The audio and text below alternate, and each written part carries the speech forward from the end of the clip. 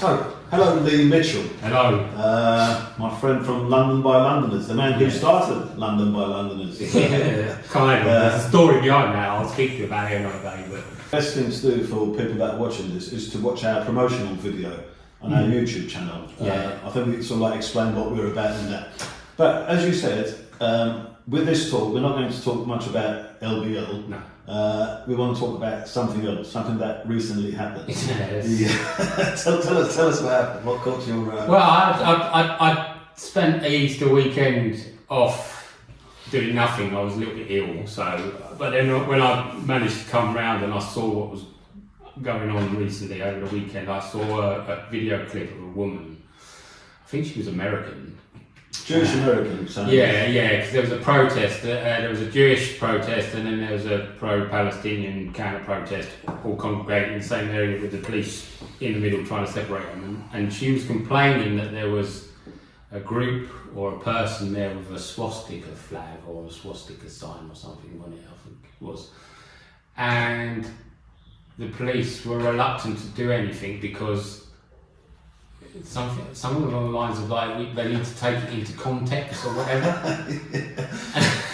This is it. It wasn't so much about the copper being reluctant to investigate what she was saying and going after arresting the person. It was just standing there casually drinking a coffee, arguing with a Jewish woman. Yeah, I mean, you look like you didn't have much to do anyway. Being acceptable if it's in the right context. And she was like, "Can you give me what context? Yeah. Would it be justifiable?" It's a simple question. Yeah. You know what I mean? And it's a very simple answer.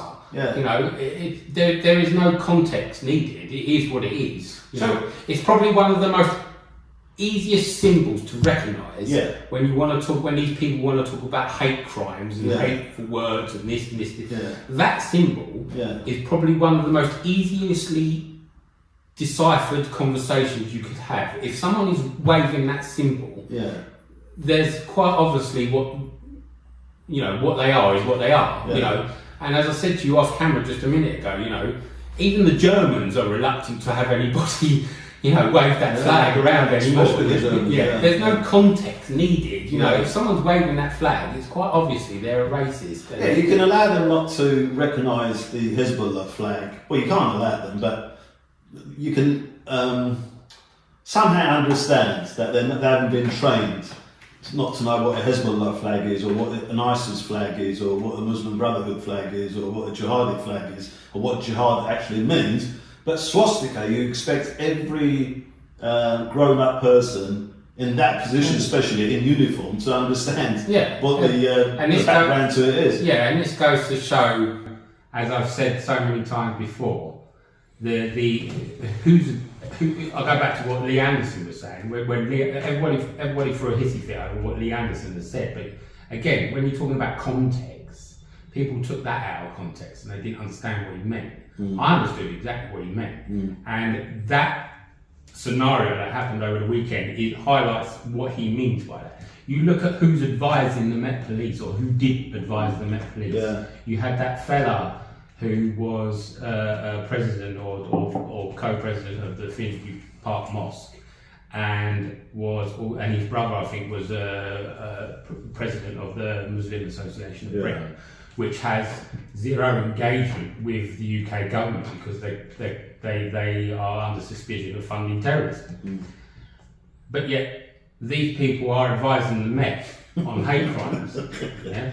So I would imagine if you took the policeman or any copper away from his duty, they won't ever tell you this, but I can guarantee if you took them away from their duty, you took their badges away from them, and then had a private conversation with them about what a swastika means, I guarantee you that conversation would be very, very different.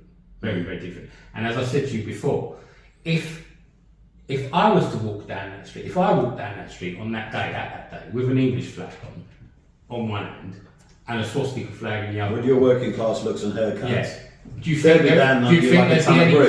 there would be no conversation about the context that I was giving? Absolutely. It would be I'd be in the back of a van in a straight. So, we go back to this argument of two-tier policing, and we go back to this argument about who's advising the Met. Because you talked about there could be conversations over the context of certain Hezbollah flags and certain jihadi flags and everything else in that. Yes and no. There could have been. You could have that conversation 10 years ago, 15 years ago, maybe. You can't really have that conversation anymore because them flags have been widely waved in terrorist parts of the world. You know that I don't know what flag that is. That black flag with that right away. That was waved constantly when Al Qaeda were doing the rounds and everything else. The thing is, they alter it slightly, and the police let them get away with it. So just a slight sort of like difference in the font or something. But we all know what it means. We know what the context is. Let's not mess around. These people are not stupid.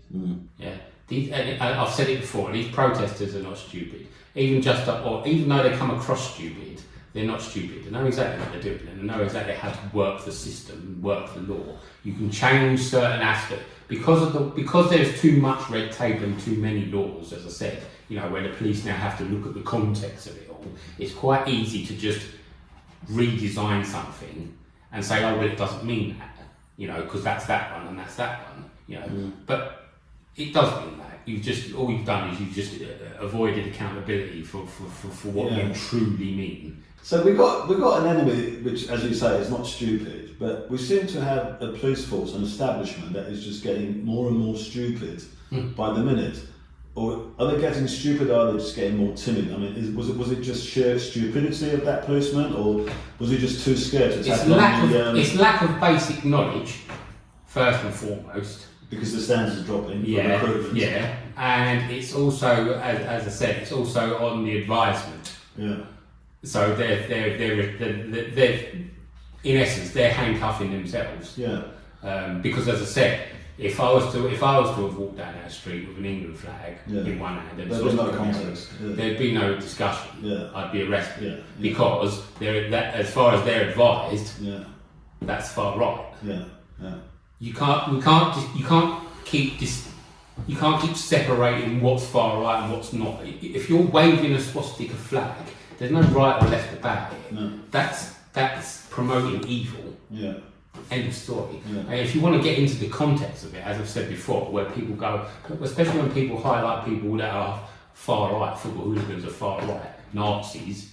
Yeah. And they never carry. Let's remember that the Nazis operated on a far left ideology. Yeah, National Socialism, yeah. So the Nazis weren't far right. Hitler wasn't far right. He was a far left socialist. Yeah, in fact, Goebbels specifically said this socialism part of our National Socialism is more important to us than the nationalism. The name's in the title. When you look up the name Nazi, the name of the Nazi party. National Socialist. Nazi, So it's comical, really. But as I said, it's just these people that go protesting and everything else. They know this. They know this.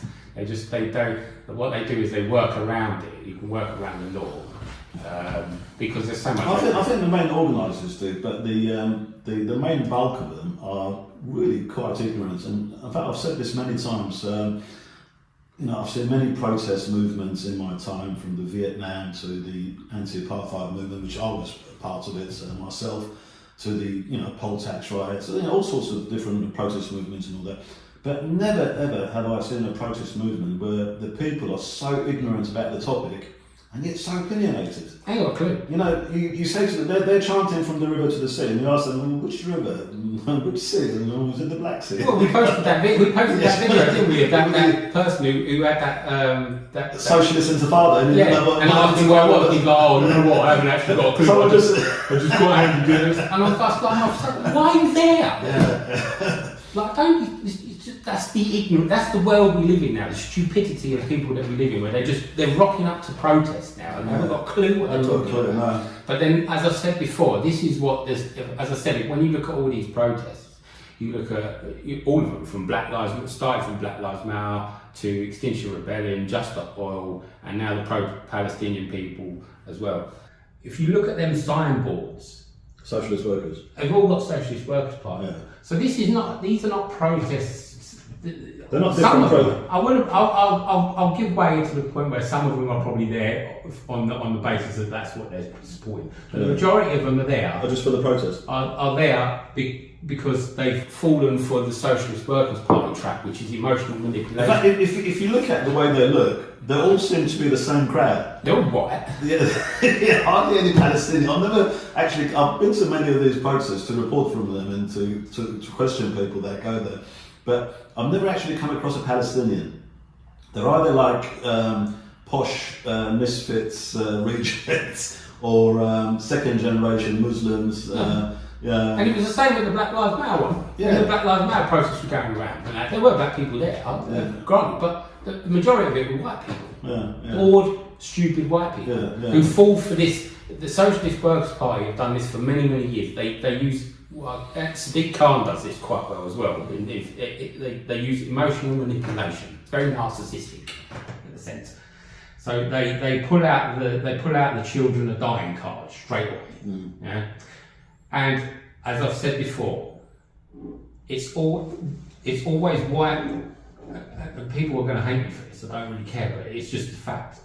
It's white, silly white middle class women who fall for it all the time. Because you pull on their heartstrings, and then it's like, I've got to do something. What can I do? I know I can go down the streets and hold up a bit of cardboard. I don't know what it is I'm protesting for, but as long as I save the children, that's what matters. You know, and it's Extinction Rebellion have done it. Just Stop Oil do it as well. You know, how many times you see them on the TV? Oh, children, thousands of children are dying. You know, and you're seeing the same again with the Palestinian people. There are Arab people there, but a lot of them don't even come from Palestine. No. A lot of them are either from Pakistan or they're from Afghanistan or they're But they're not Arabs, actually. Well, I know what you mean. I don't know the whole Islamic country. Yeah, but like, you know. But not so much from the Middle East itself, not from Arab countries. They're more like... And they only rock up. Yeah. They only rock up when certain things happen. Yeah, like I've heard people talk about before. Where are these people? Some feminists are saying, where are these people when, or where were these people when hundreds of thousands of children and that were dying at the hands of the Syrian regime? Yeah. Where were Rwanda massacre? where were the thousands of people? Grozny got flattened by the Russians. When Saddam Hussein was killing thousands. The Kurds, when it was chemical gas in the Kurds. And I say the same with the feminists. When the feminists come out and go, all white men are bad. Where are the feminists when Iran's regime are beating women to death? Because you can't, because you're not allowed to wear that, or because you've got to wear it. Nowhere. No, and it's just...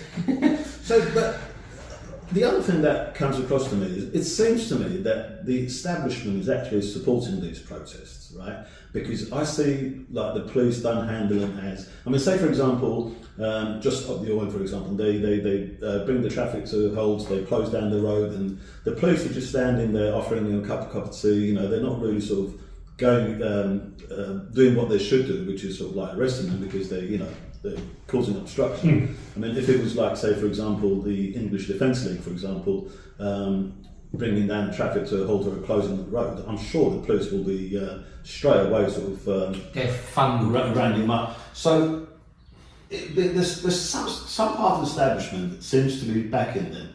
What's the reason for that? Is it because you know, these are sort of like professional protesters, because most ordinary people haven't got the time to go and protest and everything like.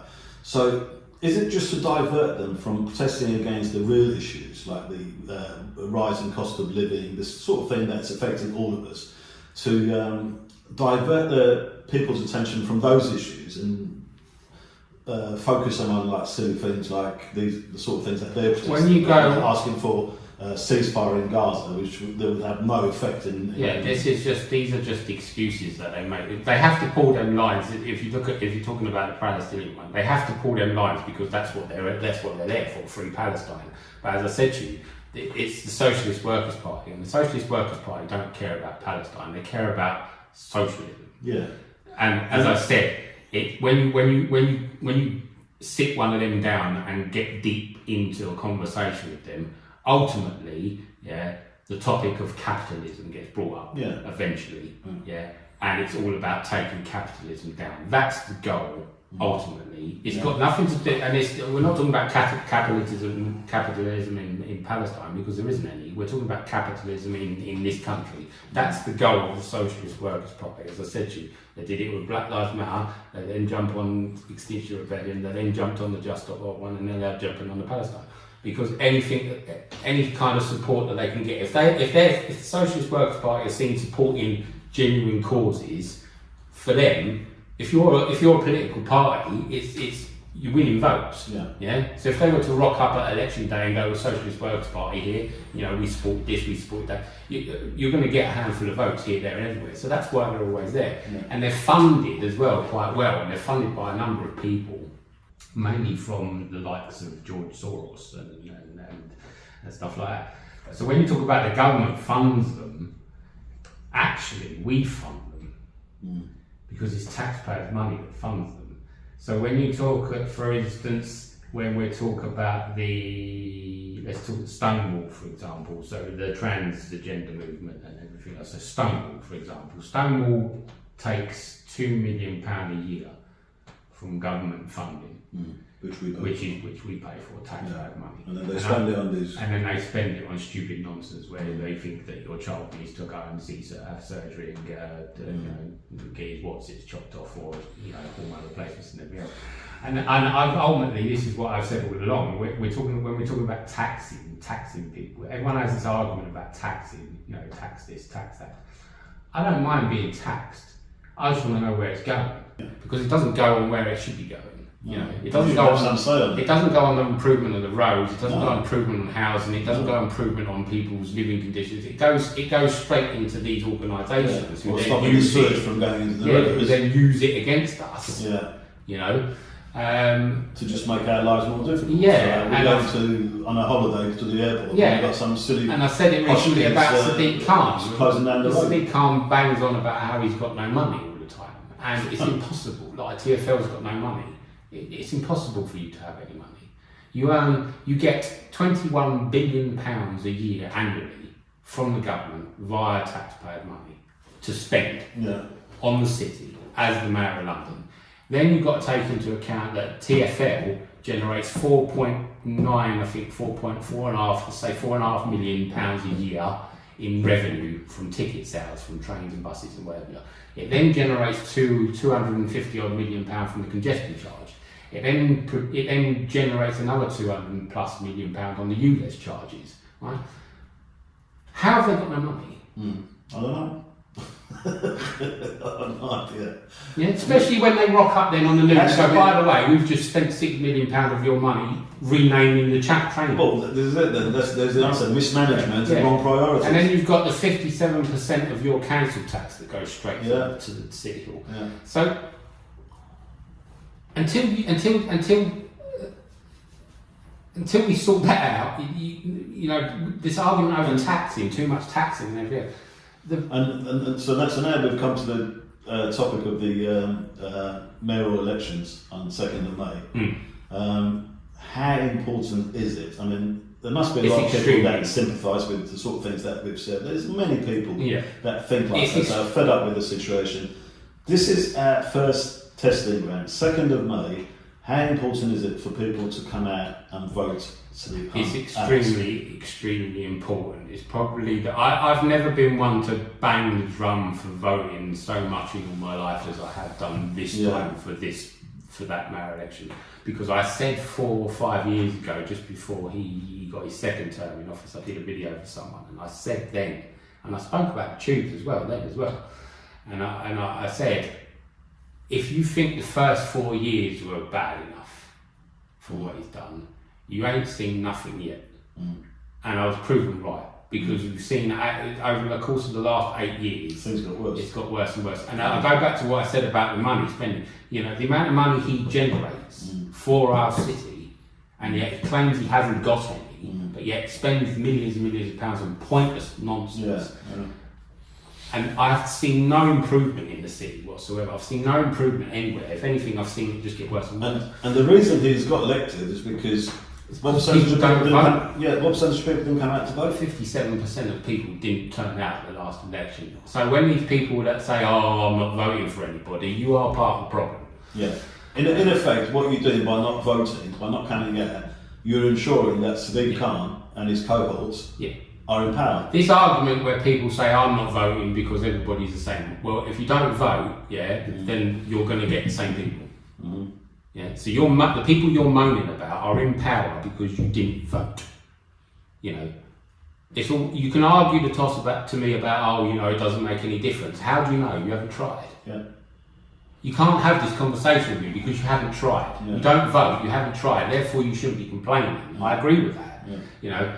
So the last election he won with 27% of the vote, and he's the second best person was like 1920. 57% of people in London didn't turn up, and it's imperative that as many people turn up as possible this time. I'm not telling people who to vote for, I never will. I know who I'm voting for, and it stays between me, myself and I. But it's imperative that people just get out and vote, because if you just get out and vote, he will lose. Because he doesn't have the majority of the support in London. He doesn't. He thinks he does, but he actually doesn't. Statistically, he doesn't. It's got nothing to do with the amount of Muslim people that are in London. I know this for a fact because I've spoken to many Muslim people when they don't even like him. No, not at all. Because he has these views on transgenderism Yeah, and everything else, and they don't agree with. Flags and everything. They're against it. Green people who are staunch Greens don't particularly get on with him because they think he could do more.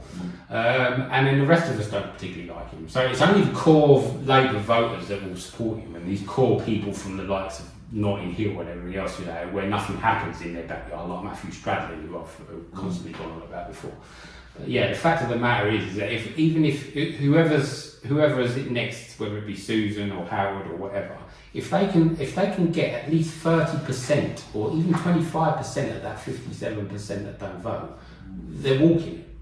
Straight walking it. So it's imperative that people go out and vote.